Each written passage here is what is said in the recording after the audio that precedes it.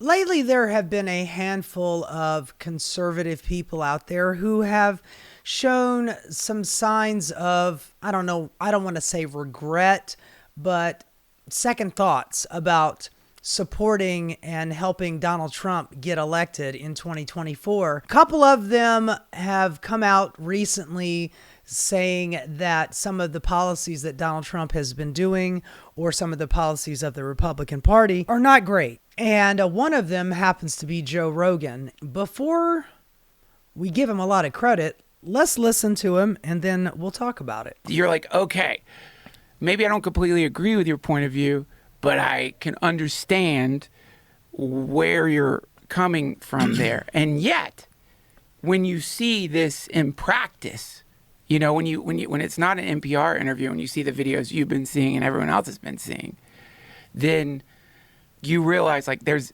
okay, sure, but there must be a way to do this that doesn't involve ripping parents out of their communities away. They're talking about what ICE is doing and the mass deportation policy of the Republican Party and Donald Trump and Stephen Miller. And now they're feeling, oh God, this is not what I voted for, but I hate to break it to you. It is. That is literally one of the top things that Donald Trump ran on. So you should have known this going in. From their children that doesn't involve like actually removing people who've been contributing to society, to American society, from American society, sending people to other countries when they can't even speak the language. Yeah. You know what I mean? So no one with a heart is going to go along with that. No. And you did, Joe. You did. No one, I did not ever anticipate seeing that on TV on a regular basis. Me either, man. Me either. It's How did you not? I really thought they were just going to go after the criminals. I really thought there was enough gang members and enough people, MS-13. Honey, they were talking mass deportation. They were carrying signs at rallies saying mass deportation. They were talking about 10, 20, 30, 40 million people they wanted to deport. If Stephen Miller had his way, he would deport 200 million people out of this country. And the only people who would be left would be right-wingers. I don't know what you're talking about. He just thought that they were going after the criminals. So either you got took and were a sucker for Donald Trump's bullshit, or you knew it but just ignored it and pretended like it wasn't going to happen. Members and whatever they were looking for that they're wanted, they would go after those guys. Dude, I that's what I thought, right? But how many gang members have they actually arrested? No. Yeah, matter of fact, Stephen Miller has shut down the actual going after the criminal element and said, I want numbers. Why are you going after these criminals? I want you at Home Depot. I want you at 7-Eleven. I want you picking up day laborers. I want 3,000 deportations a day. Going after criminals, my ass, man. You're going after poor working people. No idea. But you see how, and I hate using this word because the word is getting thrown around so much and it's a stupid, well, you didn't say that word, I'll say authoritarianism. Yeah. You see how authoritarianism, when it begins to emerge, it's not like it's like non-consensual. You see how it slowly creeps in, and how there's a great many people directly impacted by people who have crossed the border without using the right protocol. And yeah, but the people that they're arresting now did use the right protocol, came in the right way, are going to their court hearings and getting picked up by ICE as soon as they leave the courtroom. They did it the right way, and they're getting deported. Sometimes sent to countries that they've never been to. South Sudan, El Salvador, they've never even been there, but they're getting deported there. Like it's some off-site camp, prison camp, like the Nazis did. Horrific way. And there are gangs that have been in apartment complexes. There's people who... the Tren de Aragua nonsense bullshit. At the height, there was probably like 300-400 Tren de Aragua in the entire country. But Donald Trump says that Maduro of Venezuela is the head member of Tren de Aragua, and he sent them here. Seen those videos too. Right. And they're like, fuck yeah. Yeah. And also a lot of people who got citizenship the regular way, went through fucking hell to get citizenship here. They're also like, fuck them. They're cutting in line, these motherfuckers. They're gumming up the system. They're making it so that we who are following the rules, not only it's taking us longer, but Honey, it's not due to them that it's taking longer. The arduous task of procuring citizenship in America is by design. They want it to be difficult. It could take anywhere between 10 and 20 years to become a citizen. And it costs a great deal of money. You've got to jump through a lot of hoops. You got to go through a lot of courtrooms to get there. They don't make it easy. But yeah, man, it's because people cross the border and that's what makes it difficult. So now we have to deal with ICE too. So those people are pissed. So there is a contingent of people who maybe feel the same thing all of us are feeling, but also are like, but, you know, what's worse? Fascism is worse. This is how I think the only way to do it would be where you could get everyone on your side. Borders are closed, and we're going to find out who's committed felonies. Who out of the people that are illegal? Honey, that is literally what Joe Biden did. It's literally what Barack Obama did. Actually, Barack Obama was paying other countries to keep them from coming here. Donald Trump, of course, got rid of that when he became president in 2017. And then more people started making their way through those Central American countries on their way to America. We got to find a way to do it the right way. We got to find a way to make this easier. Honey, if you're talking about the Republican Party, they intentionally make it difficult. They don't want them to come in here. Have committed felonies. And if you've committed X amount of felonies, you have to leave the country. Yeah. Right? Yeah. If you've been robbing people for the last 10 years and you're an illegal... Nobody in the Democratic Party is saying, no, we need to keep all of those felons. Jesus fucking Christ, man. You're acting like Joe Biden and Barack Obama didn't deport a fuck ton of people. If I'm not mistaken, I think Barack Obama deported like 4 million people. That's why they called him the deporter in chief. Legal. You have to leave the country, right? That makes sense. Yeah. But if you've been here for 25 years, you have a family, your kids go to school here, you speak the language, you're just illegal. But you're a contributing member. You're not illegal. You're undocumented. There's a difference. If you're coming over here doing it the right way, if you're going to court hearings, you are doing it the legal way. And what is the cutoff? 25 years? 20 years? 10 years? What about 5 years, Joe? What if you've been in the country for 5 years and you're doing it the right way and you're following all the rules and you're paying taxes and you're not doing any crimes? Do you get to stay? What about 2 years? It's such an arbitrary number that he's picking out. But he's thinking, it seems like he thinks he's reinventing the fucking wheel here, man. This is the system that we've had for a long ass time. And by the way, the word you're looking for is fucking amnesty. Saint Ronald Reagan, Republican extraordinaire, gave them amnesty. There's one simple fix to dealing with undocumented immigrants. Give them documentation. Rocket surgery, right? To the community that up until now has been protected. This is crazy to ask lower income and middle income people who are, kind of getting by, and then all of a sudden you're about to ship them to a country where they've never been. They haven't been since they were 4. Yeah. And you're gonna pull up their family and and they've been in the community like that. That shows no heart.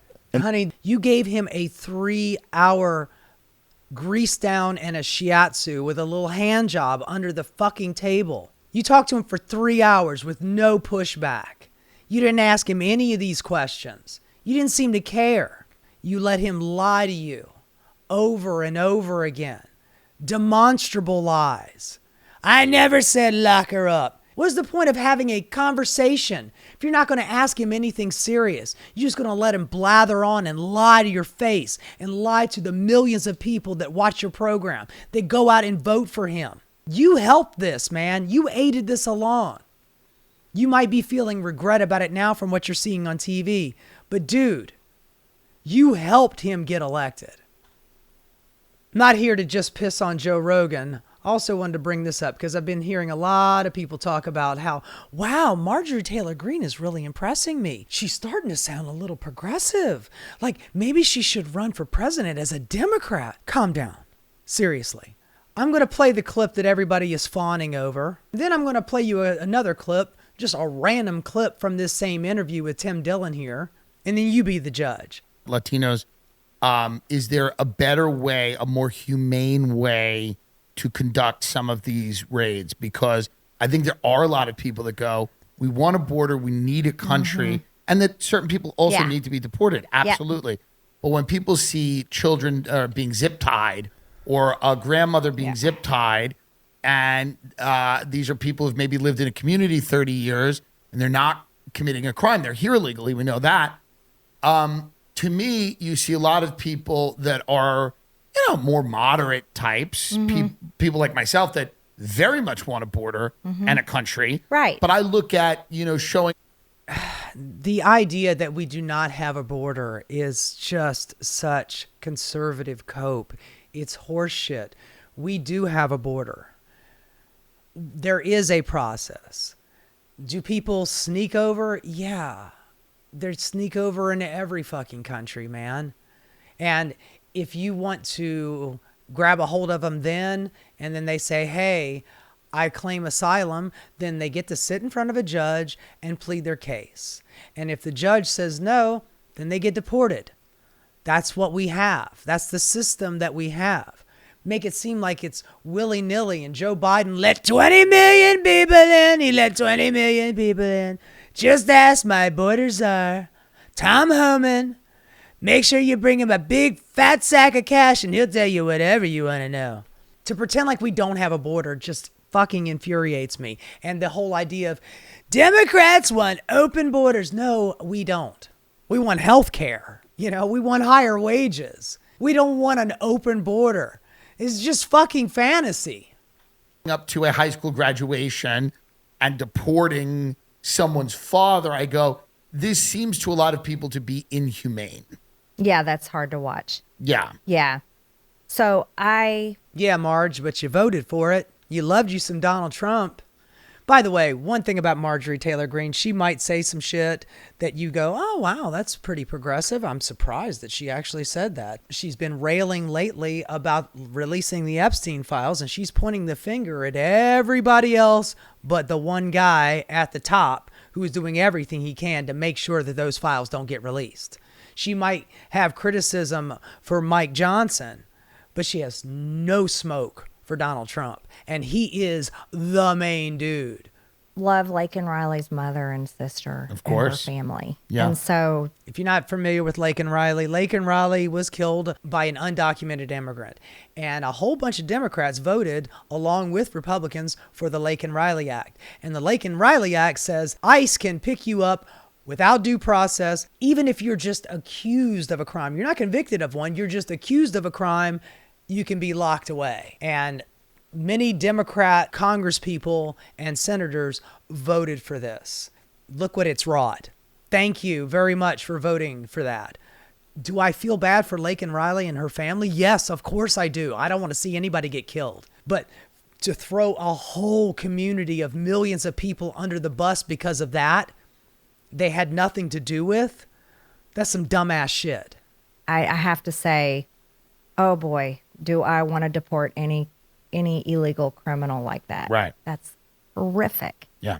Horrific. And having a secure border, oh, hell yeah. Unapologetically. Yeah. Yes. Immigration laws, you have to follow our immigration laws.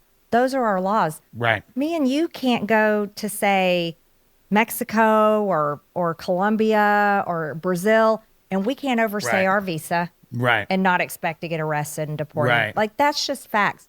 However, let's be in reality for a minute. Yeah. The reality, Are there people that come into this country that overstay their visa? Yes.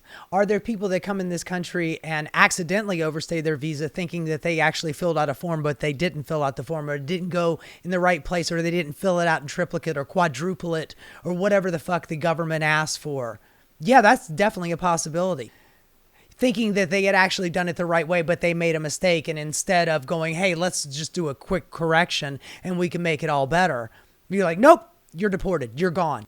They make it seem like this is all very nefarious when most of the people are getting arrested at their court hearings, especially here in New York City. Easy pickings. in America is for decades and decades and decades, it's been whatever administration turned a blind eye. Even Ronald Reagan Yeah, big time. changed it. Big time. He didn't turn a blind eye. He gave them amnesty, Marge. My goodness.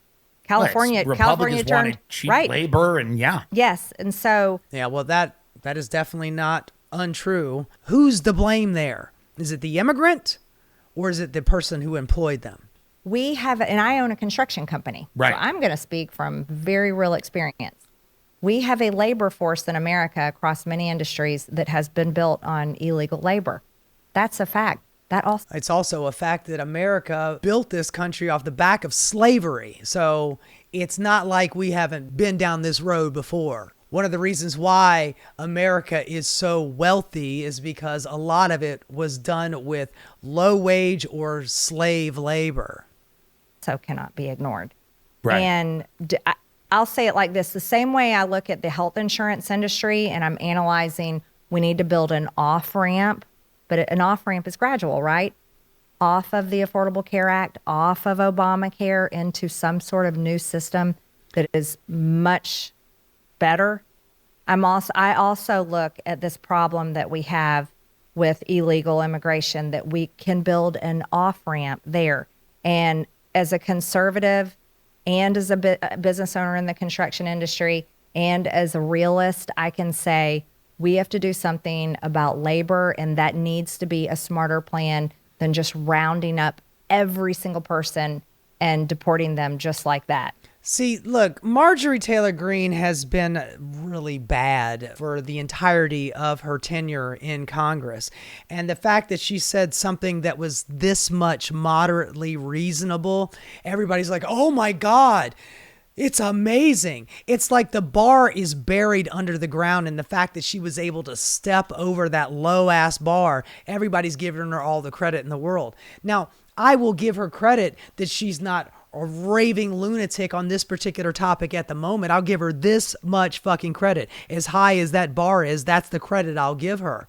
But at the same time, she is still a dyed-in-the-wool conservative. She's sitting there talking about getting rid of Obamacare and going to this magical plan that is not socialized medicine. That's the Donald Trump, in 2 weeks, you're going to have the greatest healthcare you've ever had. Meanwhile, we got to get rid of Obamacare, and then we'll put in something new. And they will never put in anything new. They want to get rid of Obamacare or the ACA. They want to get rid of it and provide you with nothing. The plans that he came up with were all ass soup. They were all bad, and nobody liked them, which is why they all failed. And to replace the ACA with something else, whatever the fuck that is, as long as it's not socialized medicine, is not going to fix it either. Anyway, like I promised you, I wanted to show you the other thing that she said. You know, I mean, she says a whole lot of shit. This interview, I watched the whole thing. I will not torture you with the whole thing. I just wanted to show you that just because she said something that was mildly reasonable does not mean that she is making a turn. Marjorie Taylor Greene is reading the tea leaves. She knows that Donald Trump is not going to be here forever, and she is trying to make her way in this political world. For the last few years, she's been desperately kissing Donald Trump's ass to get in his good graces. But Donald Trump, he cares about two things: what you can do for me or whether or not you're hot. She's a definite 6. Maybe she hasn't had enough Mar-a-Lago surgery yet. Maybe she could be a 7, but she's not trying hard enough. I'm sorry, Marge. I can't have you in my cabinet. Look at my lawyers. They're all ex-beauty queens. Look at you, Marge. You're a little short and stocky. I'm sorry, I can't have you in here. But nevertheless, Marjorie has understood that she has been sidelined. As much as she towed the company line and she kissed Donald Trump's ass, she did not get any benefit from it. And he has turned his back on her. He liked Laura Loomer more than he likes Marjorie Taylor Greene. And Laura Loomer looks like the fucking dude from Saw. Marjorie Taylor Greene understands that Donald Trump is not going to be here forever. So she needs to find a new direction. And that's what she's trying right now. So before you give her a whole lot of credit, just understand that this is a political calculation. She is still very much a kooky conservative. Have a listen. You look at this big, beautiful bill that was passed. I don't know That she voted for. everything in it, but I do know it was an expansion of the federal debt, obviously. Yeah. But a lot of money was cut from programs that people use, like Medicaid. What explains that? So the big beautiful bill Yeah. that's been renamed to something I can't ever remember because I'm not good at the Yeah, I talking don't points. know what They it is, email yeah. me in the morning. So it has a lot of great things in there. Sure. It did a lot of good things with the tax code. It Yeah. did a lot of good. Yeah, for very wealthy people, they're very happy about it. They got huge tax breaks. Sure. Go ahead, Marge. Tell us more about the wonderful tax cuts for the wealthy. Good things for America First Energy, which we desperately needed because Right. the Green New Deal not Yeah. going to work. Yeah, well, we didn't have the Green New Deal. We didn't even try the Green New Deal. Joe Manchin wiped his ass with the Green New Deal. We didn't even come close to getting the Green New Deal. We just had a couple of programs for solar and wind and green technology that Donald Trump is now chopping up into little tiny bits. It had a lot of border security stuff in there. I Right. love all of that. Love it. So the big beautiful bill, she loves it, man. She's got the tax cuts, she got, more oil, drill baby drill, and border security stuff, which Joe Biden was actually doing. But y'all didn't vote for it. Y'all went against him because Donald Trump told you to. Those were the things I liked.